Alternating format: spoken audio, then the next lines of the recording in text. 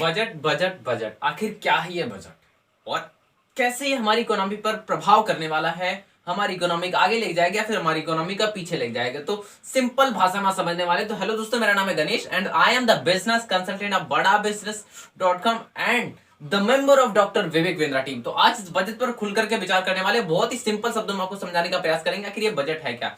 तो बजट को समझने के लिए एक और इंपॉर्टेंट चीज है जिसे हम समझना का बहुत जरूरी है, जैसे कि हमारी फैमिली होती है। अब फैमिली को चलाने के लिए एक फैमिली का मुखिया होता है जो एक सिस्टम सेट करता है कि भाई 2 रुपए यहाँ खर्च करने, 2 रुपए यहाँ पर, 2 रुपए यहाँ पर, 50 पैसे यहाँ पर, इस तरीके का सिस्टम सेट किया जाता है। उसी तरीके से हम देख ले तो हमारा देश एक फैमिली है, इसको चलाने के लिए कुछ हेड ऑफ डिपार्टमेंट्स है। अब हेड ऑफ डिपार्टमेंट ये डिसाइड करते हैं कि मेरा पैसा कहाँ कहाँ लगने वाला है। अब इसी पैसों को खूब अच्छा सा नाम देते हैं, प्यारा सा नाम देते हैं, उसको हम बजट कहते हैं। अब आई थिंक समझ पा रहे हो कि आखिर ये बजट है क्या।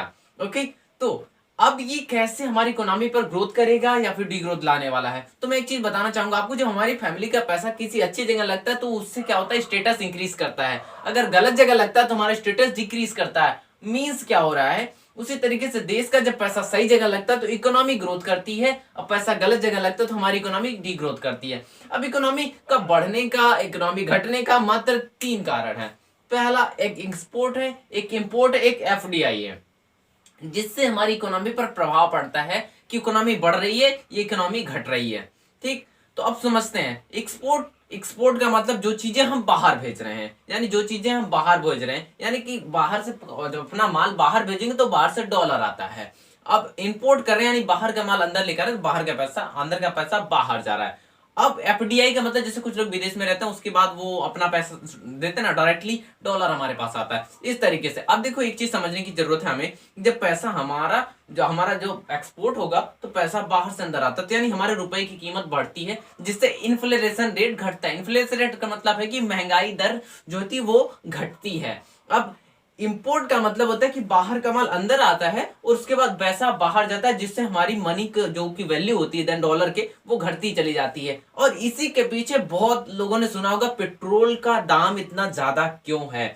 इस ज्यादा होने के पीछे लॉकडाउन के दौरान हमारे सारे एक्सपोर्ट, सारे इंपोर्ट बंद हो चुके थे, जिसकी वजह से डॉलर के मुकाबले हमारे रुपए की कीमत धीरे धीरे इस लॉकडाउन की वजह से घटती चली गई, जिसकी वजह से तेल का रेट जो होता है डॉलर के मुकाबले बहुत हाई होता चला गया। इसकी वजह से तेल का भी दाम ज्यादा हुआ है, ये इन्फ्लेशन रेट बढ़ती चली गई, किस कारण से हमारे रुपए की वैल्यू कम होती गई है। तो ये जो हमारा बजट सेट किया गया, इस सारी चीजों को ध्यान में रखते हुए कि हमारी इकोनॉमी पर एक अच्छा प्रभाव करे, जो कि हमारी इकोनॉमी के प्लस पॉइंट दे और आगे ले जाके प्रमोट करे। जी हाँ, बिल्कुल, अगर हर व्यक्ति हमारे देश का कमाता है तो इकोनॉमी पर ज्यादा ग्रोथ आती है और फटाफट से एक अलग प्रकार का इंपैक्ट क्रिएट होता है पूरे वर्ल्ड के सामने, क्योंकि हमारी इकोनॉमी से ही हमारी दुनिया को जाना जाता है, हमारे पावर को देखा जाता है। क्योंकि किसी भी देश की जो ताकत होती है उसकी इकोनॉमी से ही देखी जाती है, उसकी जीडीपी से ही देखी जाती है। तो दोस्तों, आज ये समझ ही गए होंगे कि आखिर बजट क्या होता है, बजट हमारी इकोनॉमी पर कैसे प्रभाव करता है। तो आई थिंक आपकी अब जानकारी पूरी होगी, लेकिन मैं इस पर थोड़ा सा लॉन्ग टर्म बेनिफिट्स के विषय में बात करूंगा और शॉर्ट टर्म बेनिफिट्स के बारे में भी बात करने वाला हूं। तो लॉन्ग टर्म बेनिफिट को लेकर के इस बजट को सेट किया गया है। अब लॉन्ग टर्म बेनिफिट का मतलब, जैसे कि हमारे माननीय श्री दिल्ली के मुख्यमंत्री जी ने, अरविंद केजरीवाल जी ने कहा है कि यह आम जनमानस को परेशान करने की साजिश है, जबकि हमारे देश के युवा नेता ने कहा कि किसानों का समर्थन नहीं है, और राहुल गांधी जी का बयान आया है कि यह देश को बेचने की साजिश है।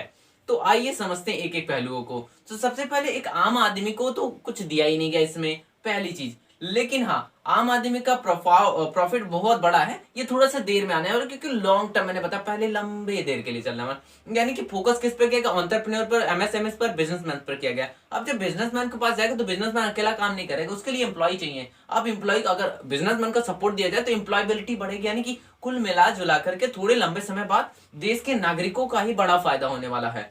ये चीज आ जाती है। साथ ही एजुकेशन सेक्टर पर काफी जोर तो नहीं दिया गया, क्योंकि पिछली साल 98,000 करोड़ था, इस बार 92,000 करोड़ यानी 6,000 करोड़ का कम रेट में इस पे दिया गया है, जोर दिया गया। तो इस पर थोड़ा सा मैं तो कुछ खास नहीं कहूंगा, लेकिन हाँ किया गया, लेकिन कम किया गया है। जबकि डिजिटलाइजेशन की हम बात करें अगर, तो डिजिटलाइजेशन पे लगभग 132% की ग्रोथ करी गई है और बहुत अच्छा रेवेन्यू लगाया गया। लेकिन मैं एक चीज बता देना चाहूंगा, लॉकडाउन के दौरान हमारी जो डिजिटलाइजेशन की रेट थी ना, वो 18%, 8% बढ़ी हुई, 8% बढ़ी हुई है। तो हमारी जो ये चीज, हमारा इन्वेस्टमेंट है डिजिटलाइजेशन, तो ये जो डिजिटलाइजेशन है, इस पर थोड़ा सा जोर देना चाहिए तो और ज़्यादा इन्वेस्टमेंट करना चाहिए तो, क्योंकि आज हर कोई जो है डिजिटलाइजेशन की तरफ बढ़ रहा है। थोड़ा सा इस पर एक और चीज़ ध्यान देनी चाहिए थी कि जैसे कि अब डिजिटल में आप अगर कभी लर्निंग्स के लिए किया होगा, एजुकेशन के लिए इस्तेमाल किया होगा, तो उसमें आपको 18% जीएसटी देनी होती है। तो इसको भी थोड़ा सा कम करना चाहिए ताकि स्टूडेंट्स जो भी हो, जितने भी लोग हो जो डिजिटल लर्निंग्स का इस्तेमाल कर रहे हो,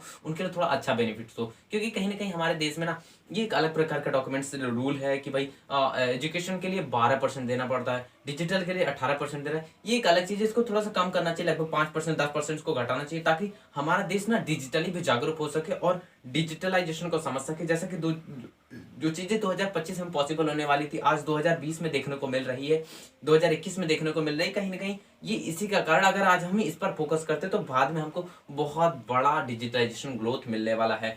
तो इस तरीके से हमारी इकोनॉमी पर प्रभाव तो कुछ बहुत ही उम्दा पड़ने वाला है, क्योंकि अब हर व्यक्ति का होगा, एम्प्लॉयबिलिटी होगी। जहां तक से अभी कहा जा रहा है कि एम्प्लॉयबिलिटी नहीं है, तो एम्प्लॉयबिलिटी होने वाली थोड़ी समय के बाद आएगी।